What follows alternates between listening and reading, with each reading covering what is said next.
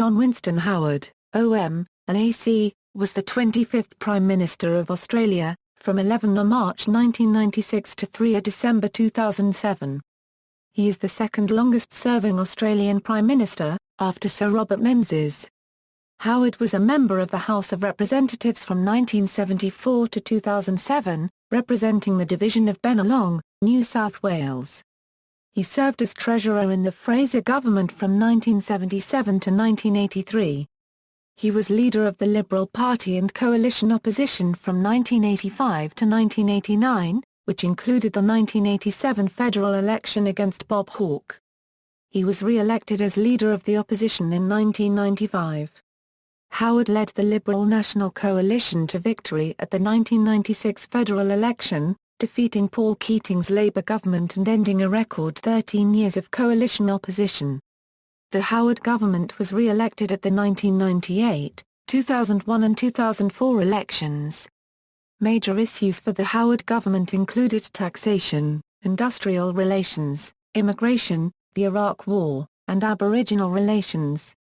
Howard's coalition government was defeated at the 2007 election by the Labour Party led by Kevin Rudd. Howard also lost his own parliamentary seat at the election. He was the second Australian Prime Minister, after Stanley Bruce in 1929, to do so. Early life. John Howard is the fourth son of Mona and Lyall Howard. His parents were married in 1925. His eldest brother Stanley was born in 1926, followed by Walter in 1929, and Robert in 1936. Lyall Howard was an admirer of Winston Churchill, and a sympathiser with the New Guard. Howard's ancestors were English, Scottish and Irish. Howard was born and raised in the Sydney suburb of Earlwood, in a Methodist family. His mother had been an office worker until her marriage. His father and his paternal grandfather, Walter Howard, were both veterans of the 1st AIF in World War I. They also ran two Dulwich Hill petrol stations where Howard worked as a boy. Lyall Howard died in 1955 when John was 16, leaving his mother to take care of John. Howard suffered a hearing impairment in his youth, leaving him with a slight speech impediment, and he continues to wear a hearing aid. It also influenced him in subtle ways, limiting his early academic performance, encouraging a reliance on an excellent memory, and in his mind ruling out becoming a barrister as a likely career. Howard attended the state schools Earlwood Primary School and Canterbury Boys High School. Howard won a citizenship prize in his final year at Earlwood, and subsequently represented his secondary school at debating as well as cricket and rugby. Cricket remained a lifelong hobby. In his final year at school he took part in a radio show hosted by Jack Davey, Give It a Go, broadcast on the commercial radio station, 2 GB, and a recording of the show survives. After gaining his leaving certificate, he studied law at the University of Sydney, graduating in 1961, and subsequently practicing as a solicitor for 12 years. Howard married fellow Liberal Party member Jeanette Parker in 1971, with whom he had 3 children, Melanie, Tim and Richard. Early political career. Howard joined the Liberal Party in 1957. He held office in the New South Wales Liberal Party on the state executive and served as president of the Young Liberals, the party youth organisation. Howard supported Australia's involvement in the Vietnam War, although has since said there were aspects of it that could have been handled and explained differently. At the 1963 federal election, Howard acted as campaign manager in his local seat of Parkes for the successful candidacy of Tom Hughes, who defeated the 20-year Labour incumbent. In 1967, with the support of party power brokers, John Carrick and Eric Willis, he was endorsed as candidate for the marginal suburban state seat of Drumwan, held by ALP member Reg Cody. Howard's mother sold the family home in Earlwood and rented a house with him at 5 Dock, a suburb within the electorate. At the election in February 1968, in which the incumbent state Liberal government was returned to office, Howard narrowly lost to Cody, despite campaigning vigorously. Howard and his mother subsequently returned to Earlwood, moving to a house on the same street where he grew up. At the 1974 federal election, Howard successfully contested the Sydney suburban seat of Bennelong and became a Member of Parliament in the House of Representatives during the Gough Whitlam-led Labour government. Howard backed Malcolm Fraser for the leadership of the Liberal Party against Billy Snedden following the 1974 election.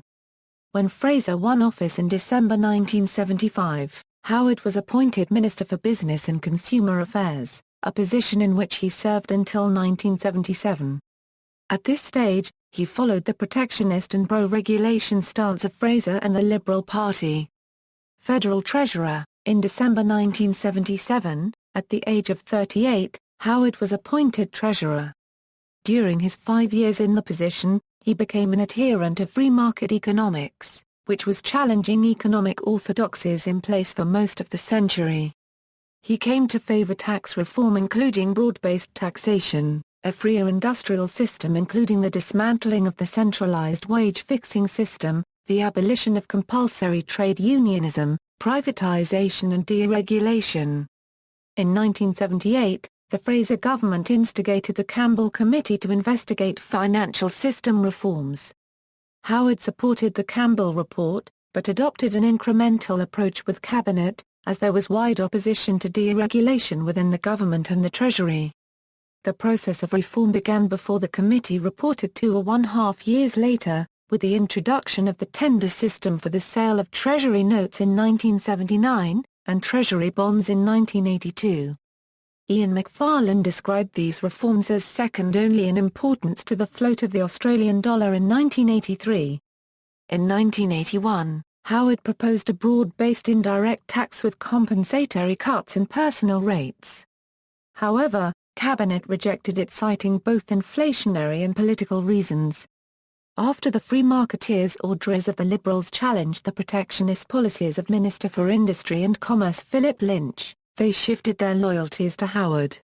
Following an unsuccessful leadership challenge by Andrew Peacock to unseat Fraser as Prime Minister, Howard was elected Deputy Leader of the Liberal Party in April 1982.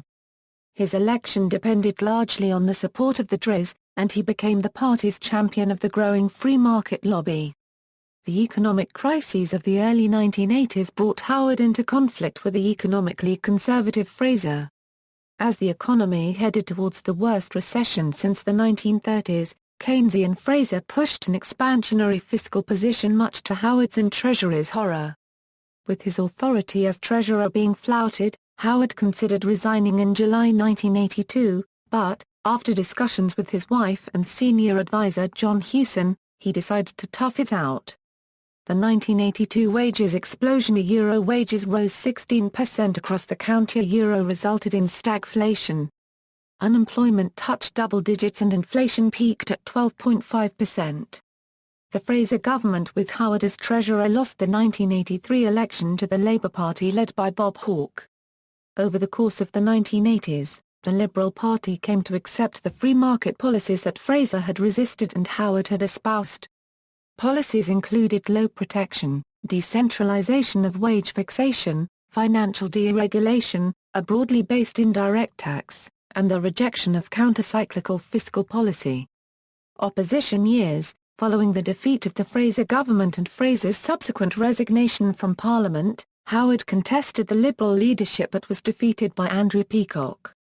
Remaining Deputy Leader of the Parliamentary Party, Howard became Deputy Leader of the Opposition and the Liberal Party were defeated by Hawke's Labour government at the 1984 election.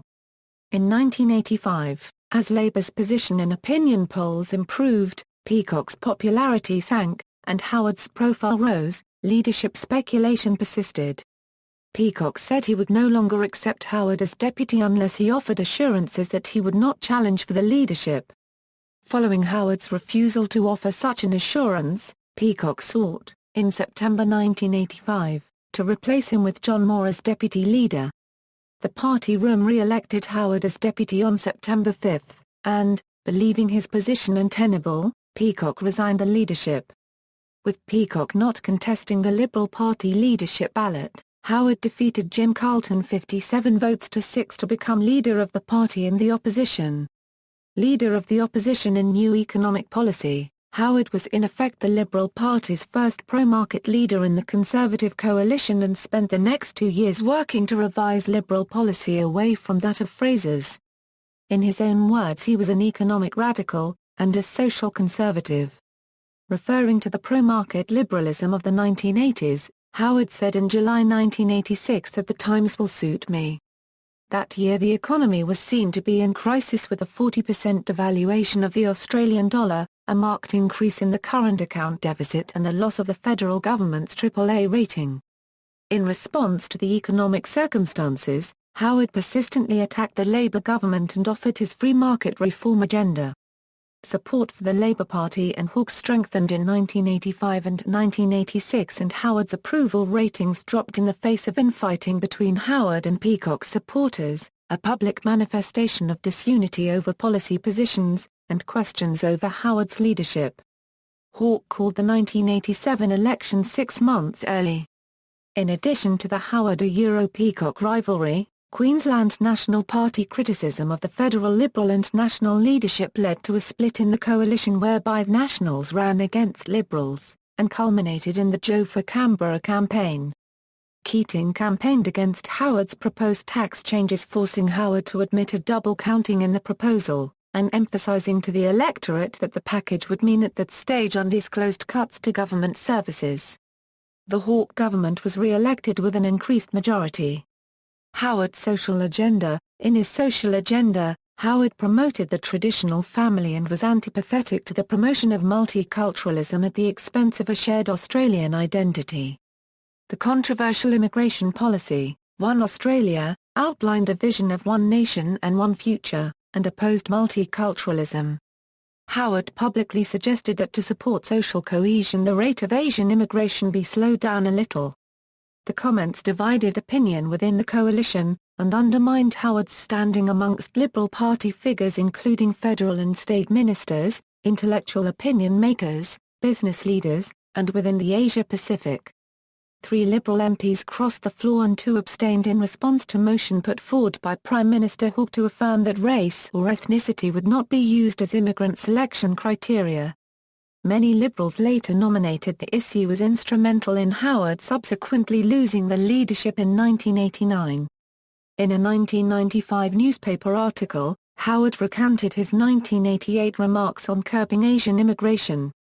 In line with One Australia's rejection of Aboriginal land rights, Howard said the idea of an Aboriginal treaty was repugnant to the ideals of One Australia, and commented, "I don't think it is wrong, racist, immoral or anything, for a country to say we will decide what the cultural identity and the cultural destiny of this country will be and nobody else."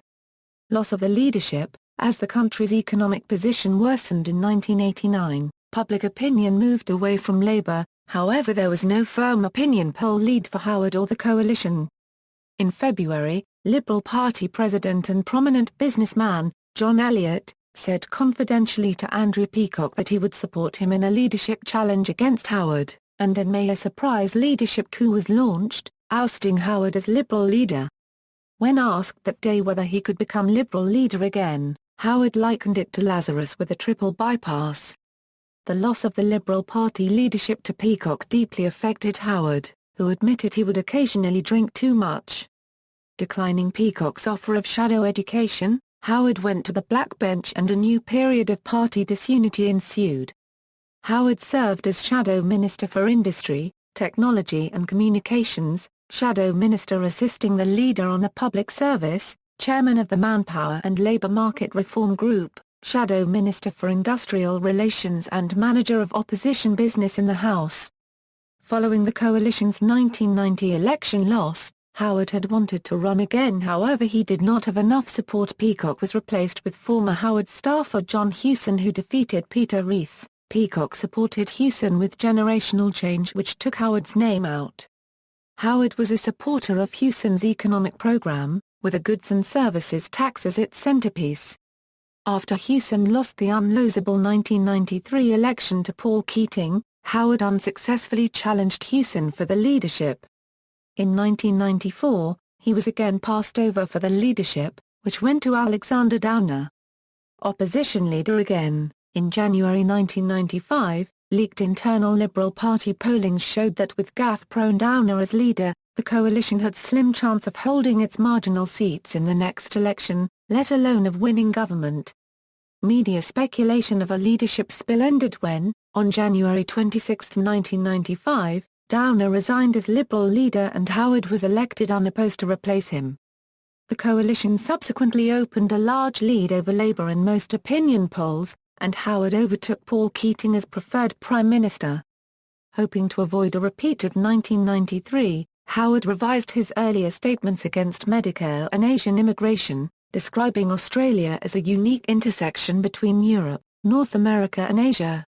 This allowed Howard to focus on the economy and memory of the early 1990s recession, and on the longevity of the Labour government, which in 1996 had been in power for 13 years. Prime Minister. Election win and first term. By the time the writs were issued for the 1996 election, the coalition had been well ahead of Labour in opinion polls for over a year. The consensus of most opinion polls was that Howard would be the next Prime Minister. With the support of many traditionally Labour voters, a Euro-dubbed Howard battle as a Euro-Howard and the Liberal National Coalition swept to power on the back of a 29-seat swing. This was the second worst defeat of an incumbent government since Federation. The coalition only picked up a 5% swing, which is usually not enough to cause a change of government. However, the coalition took 13 seats off Labour in New South Wales, and won all but 2 seats in Queensland. The Liberals actually won a majority in their own right with 75 seats, the most that the party had ever won. It was only the third time that the main non-Labour party has been even theoretically able to govern alone since the coalition's formation. Nevertheless, Howard kept the Nationals in his government. With a 45-seat majority, the second biggest majority in Australian history, Howard came into office in a strong position. By this time, as he put it, he had very clear views on where I wanted to take the country. At the age of 56, he was sworn in as Prime Minister on March 11, 1996, ending a record 13 years of coalition opposition. Howard departed from tradition and made his primary residence Kirribilli House in Sydney rather than the Lodge in Canberra. Early in the term, Howard had championed significant new restrictions on gun ownership following the Port Arthur massacre in which 35 people had been shot dead. Achieving agreement in the face of immense opposition from within the coalition and some state governments, was credited with significantly elevating Howard's stature as Prime Minister despite a backlash from core coalition rural constituents. Howard's initial silence on the views of Pauline Hanson, a disendorsed Liberal Party candidate and later independent MP, was criticised in the press as an endorsement of her views. Howard said that she was entitled to express her opinion, that many others would share it, and that to denounce her would elevate it. Howard repudiated her views 7 months after Hanson's controversial maiden parliamentary speech. Following the Wick decision of the High Court in 1996, the Howard government moved swiftly to legislate limitations on its possible implications through the so-called 10-point plan. From 1997, Howard spearheaded the coalition push to introduce a goods and services tax at the 1998 election. Before winning the prime ministership, Howard said that he considered the coalition's defeat in 1993 to be a rejection of the GST, and as a result it would never ever be part of coalition policy. A long-held conviction of Howard's, his tax reform package was credited with breaking the circuit of party morale, boosting his confidence and direction, which had appeared to wane early in the government's second term. The 1998 election was dubbed a referendum on the GST, and the tax changes including the GST were implemented in the government's second term after amendments to the legislation were negotiated with the Australian Democrats to ensure its passage through the Senate.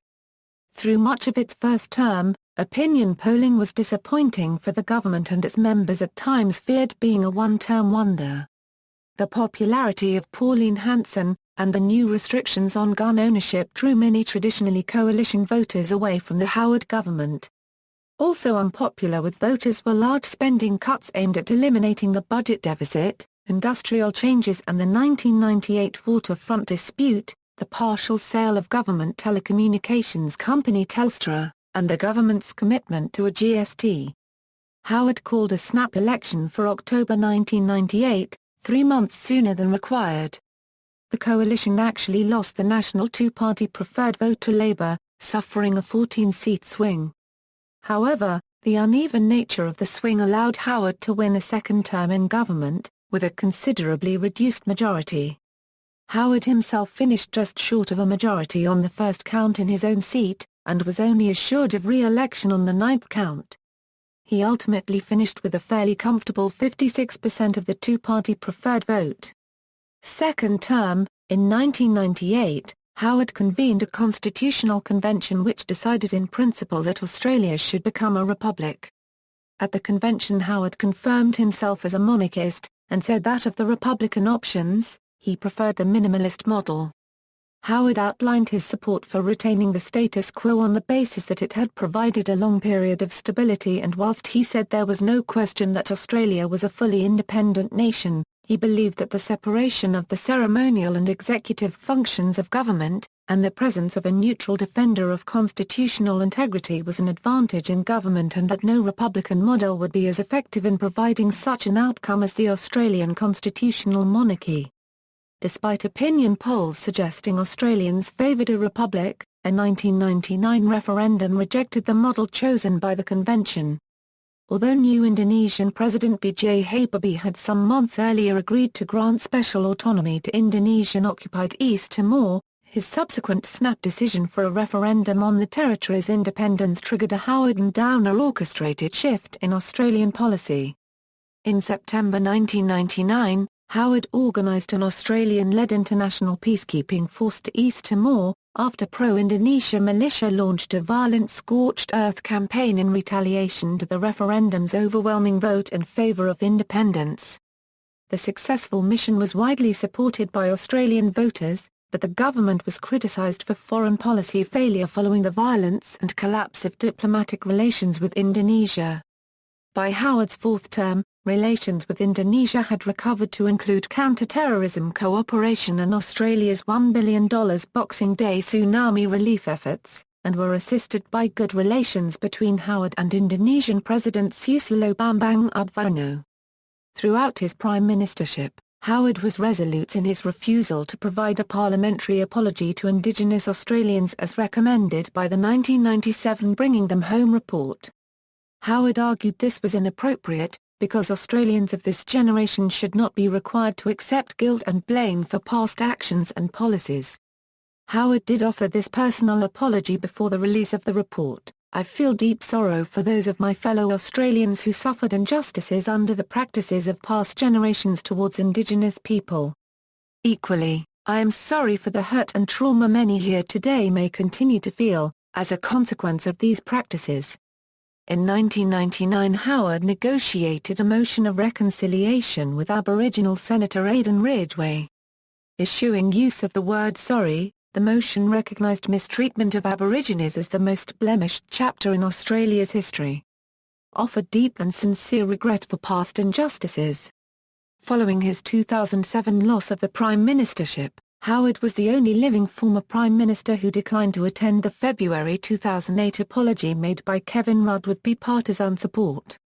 Howard did not commit to serving a full term if he won the next election. On his 61st birthday in July 2000 he said he would consider the question of retirement when he turned 64. This was interpreted as boosting Costello's leadership aspirations, and the enmity over leadership and succession resurfaced publicly when Howard did not retire at the age of 64. In the first half of 2001, rising petrol prices, voter enmity over the implementation of the GST, a spike in inflation and economic slowdown led to bad opinion polls and predictions the government would lose office in the election later that year. With Howard telling Cabinet he would not be sacrificed on the pyre of ideological purity, the government announced a series of policy reversals and softenings which boosted the government's fortunes, as did news that the economy had avoided recession. Following the Liberal Party win at the Aston by-election, Howard said that the coalition was back in the game. The government's position on border protection, in particular the Tampa affair where Howard refused the landing of asylum seekers rescued by a Norwegian freighter, consolidated the improving polls for the government, as did the 11th September 2001 attacks. Howard led the government to victory in the 2001 federal election with an increased majority. Third term. Howard had first met U.S. President George W. Bush in the days before the 11th September terrorist attacks and was in Washington the morning of the attacks. In response to the attacks, Howard invoked the ANZ-US Treaty and said that the invocation of the treaty demonstrates Australia's steadfast commitment to work with the United States. In October, he committed Australian military personnel to the war in Afghanistan. Howard developed a strong personal relationship with the president, and they shared often similar ideological positions including on the role of the United States in world affairs and their approach to the war on terror. In May 2003, Howard made an overnight stay at Bush's Prairie Chapel Ranch in Texas, after which Bush said that Howard is not only a man of steel, he's showed the world he's a man of heart. In April 2002, Howard was the first Australian Prime Minister to attend a royal funeral, that of Queen Elizabeth the Queen Mother. In October Howard responded to the 2002 Bali bombing, in which 88 Australian citizens were killed, by calling on Australians to wrap their arms around the people of Indonesia, and said that, while affected, Australia remains strong and free and open and tolerant. Howard rededicated his government to the war on terror, saying the Bali bombing was proof that no country was immune to the effects of terrorism. In March 2003, Australia joined the US-led multinational force in Iraq in sending 2,000 troops and naval units to support in the invasion of Iraq. Howard said that the invasion to disarm Iraq is right, it is lawful, and it is in Australia's national interest. He later said that the decision to go into Iraq was the most difficult he made as Prime Minister. In response to the Australian participation in the invasion, there were large protests in Australian cities during March 2003, and Prime Minister Howard was heckled from the public gallery of Parliament House. While opinion polls showed that opposition to the war without UN backing was between 48 and 92%, Howard remained preferred Prime Minister over opposition leader, Simon Crean, and his approval dropped compared to before the war. Throughout 2002 and 2003 Howard had increased his opinion poll lead over Labour leader, Simon Crean. In December 2003, Crean resigned after losing party support and Mark Latham was elected leader. Howard called an election for October 9, 2004. While the government was behind Labour in the opinion polls, Howard himself had a large lead over Latham as preferred Prime Minister. In the lead-up to the election, Howard again did not commit to serving a full term. Howard campaigned on the theme of trust, asking, "Who do you trust to keep the economy strong, and protect family living standards? Who do you trust to keep interest rates low?" Howard attacked Latham's economic record as mayor of Liverpool City Council and attacked Labour's economic history saying, "It is an historic fact that interest rates have always gone up under Labour governments over the last 30 years, because Labour governments spend more than they collect and drive budgets into deficit. So it will be with a Latham Labour government.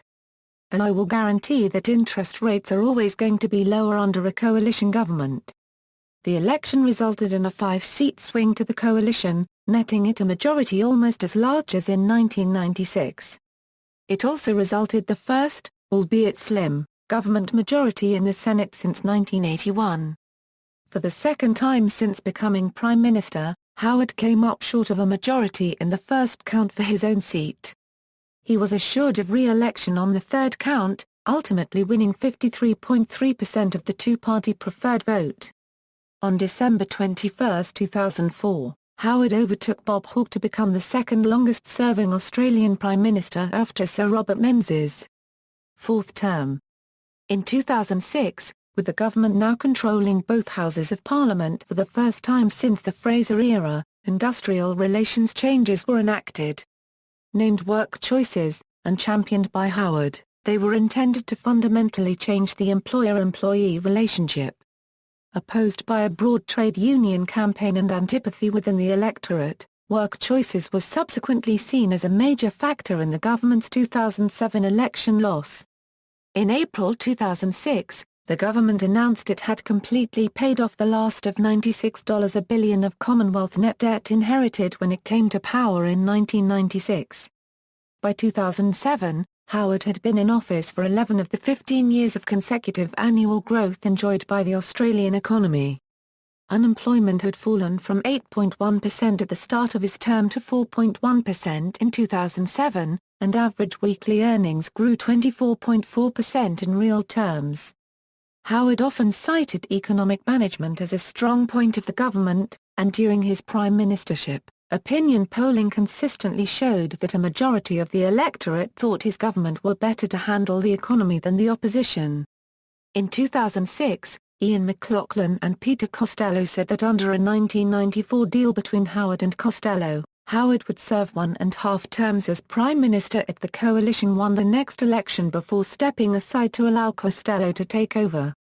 Howard denied that this constituted a deal, and there were calls for Costello to either challenge or quit. Citing strong party room support for him as leader, Howard stated later that month that he would remain to contest the 2007 election. 6 weeks before the election, Howard said that, if elected, he would stand down during the next term, and anointed Costello as his successor. Costello commented, in 2007 while still in government, that the Howard treasurership was not a success in terms of interest rates and inflation. He had not been a great reformer, and questioned Howard's account of his conflicts with the Prime Minister Fraser. The coalition trailed Labour in opinion polls from mid-2006 onward, but Howard still consistently led Labour leader Kim Beazley on the question of preferred Prime Minister and was even described as a revolutionary in his opposition to unionism.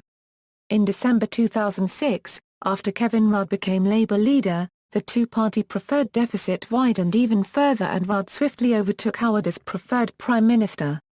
Howard chaired APEC Australia 2007, culminating in the APEC Economic Leaders meeting in Sydney during September. The meeting was at times overshadowed by further leadership speculation following continued poor poll results. 2007 election defeat. Leading up to the 24th November election, the coalition had been behind Labour in the polls for almost 2 years, a margin that grew even larger after Rudd became opposition leader. In the election, Howard and his government were defeated, suffering a 23-seat swing to Labour, which was almost as large as the 29-seat swing that propelled him to power in 1996.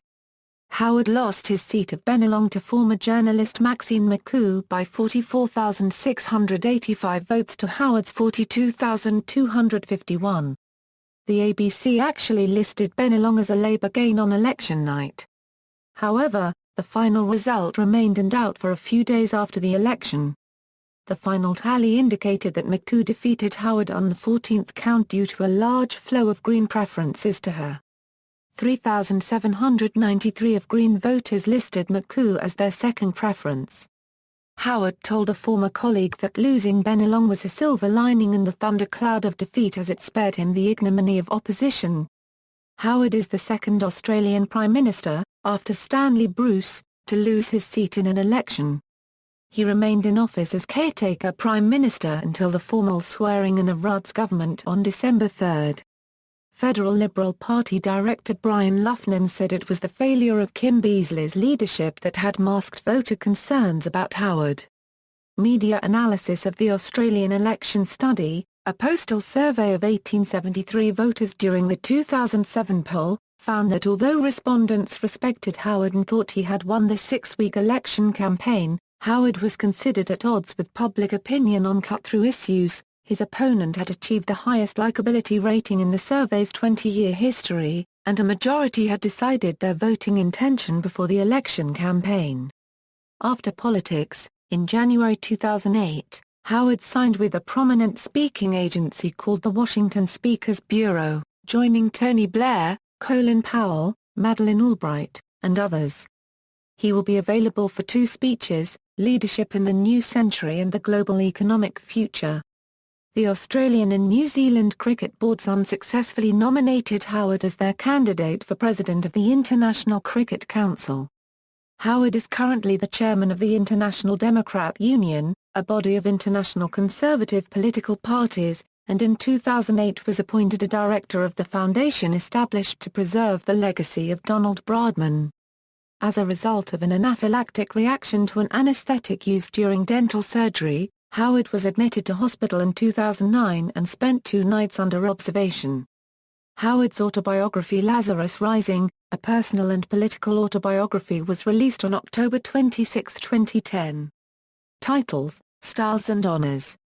Titles and Styles, July 26, 1939 AA May 18, 1974, Mr. John Howard, May 18, 1974 AA December 22, 1975, Mr. John Howard, MP, December 22, 1975 AA November 24, 2007, The Honourable John Howard Northern Mariana Islands, November 24, 2007 AA January 26, 2008, The Honourable John Howard, January 26, 2008 AA January 1, 2012, The Honourable John Howard, AC. January 1, 2012 AA Present, The Honourable John Howard, OM, AC, Honours, Orders, January 26, 2008, Companion of the Order of Australia for Distinguished Service to the Parliament of Australia, particularly as Prime Minister and through contributions to economic and social policy reform, fostering and promoting Australia's interests internationally, and the development of significant philanthropic links between the business sector, arts and charitable organisations. January 1, 2012 Member of the Order of Merit by Her Majesty, Queen Elizabeth II. Medals, January 1, 2001 Centenary Medal. Foreign Honours. June 15, 2005, Star of the Solomon Islands. January 13, 2009 Presidential Medal of Freedom by the President of the United States George W. Bush. December 10, 2013 Grand Cordon of the Order of the Rising Sun by the Japanese government represented by Ambassador Yoshitaka Akimoto.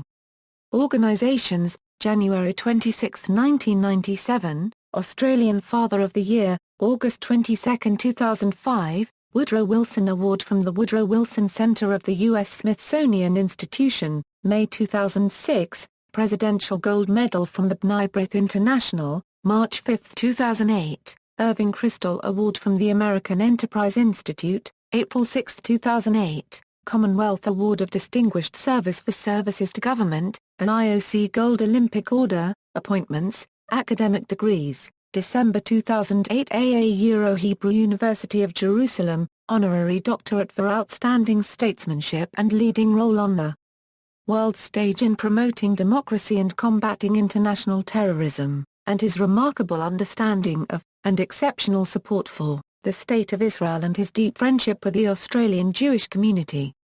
February 14, 2009 AA Bond University, Honorary Doctorate, April 2012 AA Macquarie University, Honorary Doctor of Letters, see also, First Howard Ministry, Second Howard Ministry, Third Howard Ministry, Fourth Howard Ministry, References.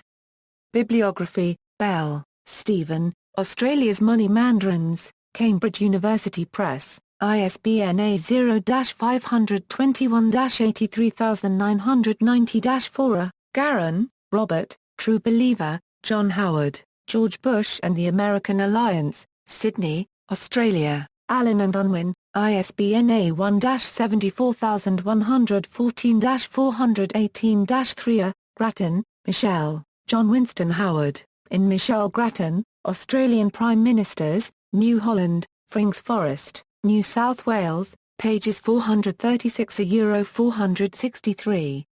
ISBN 1-86436-756-3. Kelly, Paul, The End of Certainty, Power, Politics, and Business in Australia, Sydney, Australia, Allen and Unwin, ISBN A1-86373-757. Zhang, Marcus, Andrew, Race, John Howard and the Remaking of Australia, Sydney, Australia, Allen and Unwin, ISBN A1-86448-866-2. Van Onselen, Peter.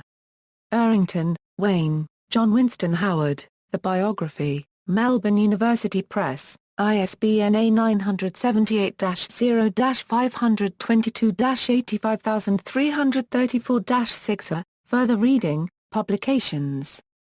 Barnett, David. Goward, Prue, John Howard, Prime Minister, Viking, ISBN A0-670-87389-6. Boucher, Jeff.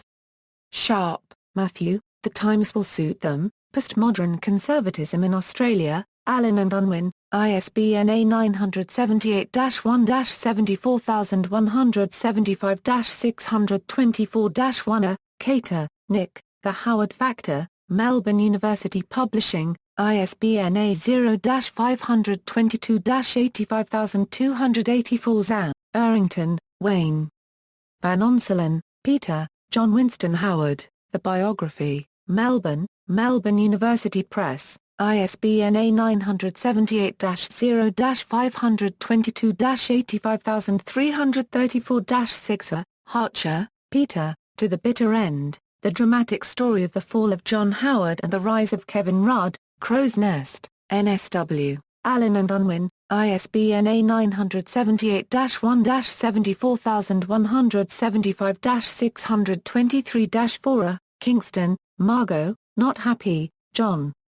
Defending Australia's Democracy, Penguin, ISBN A0-14-300258-9. Maddox, Marion, God Under Howard, The Rise of the Religious Right in Australian Politics, St Leonards, Allen and Unwin, ISBN A1-74114-568-6. Marr, David. Wilkinson, Marion, Dark Victory, St Leonards, Allen and Unwin, ISBN A1-74014-447-7. Wesley, Michael, The Howard Paradox, Australian Diplomacy in Asia 1996 2006, ABC Books, ISBN A978-0-7333-2078-1. Websites, Howard, John W., Ministerial Statements, Iraq, Hansard, retrieved June 25, 2011. External links, Howard, John. National Library of Australia, Trove, People and Organisation Record for John Howard, Australia's Prime Ministers, John Howard. National Archives of Australia, search or browse Hansard for John Howard at openaustralia.org. John Howard addresses a joint session of Parliament in Canada, the first Australian Prime Minister to do so since John Curtin in 1944.